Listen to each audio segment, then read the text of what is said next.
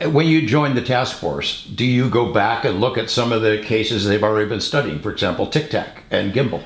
Absolutely. In fact, I've studied all of those in great detail. And I'm doing a new analysis since I've retired with the data that's available to the public on the gimbal video, and it's clear from the gimbal video that there are things in that are not typical of aviation vehicles. Do you think you understand the physics of how those things fly? What's proposed? No, I don't think I understand the physics of it, but what I do understand is they're flying in a way that we don't. There's something going on there that appears to be propellantless propulsion. Because we don't see exhaust plumes, we don't see turbulence wakes, and the other thing is we don't see matter around them change as it passes through the different media. Like the Puerto Rico video, for example, the thing flies right into the water with no splash, no wake, and it's moving about 75, I calculated 74 miles per hour, and to move a thing that I estimate to be about the size of a basketball, 74 miles per hour underwater, under salt water, would take the power of two Learjet engines to do that and maintain it. You would see the water churning if there was that going on, but it doesn't. Let me ask you this.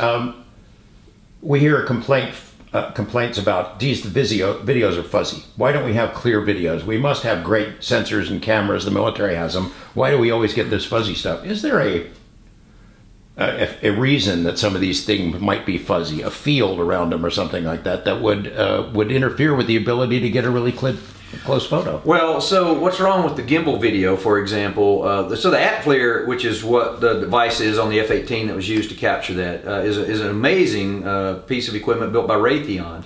And it captures really clear videos of F-18s, F-15s, Sukhoi 22s, you name it. It's captured great video. But when you look at whatever the object is in the gimbal video, it's completely saturated in temperature, meaning it's really hot. And so it saturates the camera so you can't see any details about its shape. And around it, even though it's really hot, around it is a region of really cold air.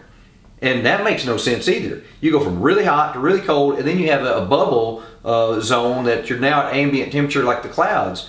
And this suggests that something is creating sort of I don't know if it's a field propulsion, if it's just because it's so hot it's creating this turbulent region around it, but that doesn't make any sense physically.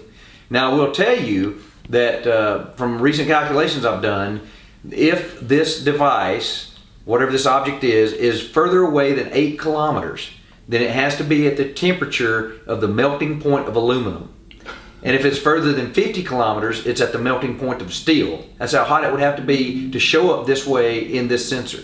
So it's not a jet that's 50 miles away and we're getting glare off of it. That's not what it is. Can they be, are there cases, basically, they're there, but they're not, you can't see it with your eye or with a camera? Well, George, I can tell you that's actually happened to me personally, where we've seen things in the infrared cameras out at Skinwalker Ranch all around us, and then when we move the camera down, they're not there visibly. And that to me is kind of startling and bizarre.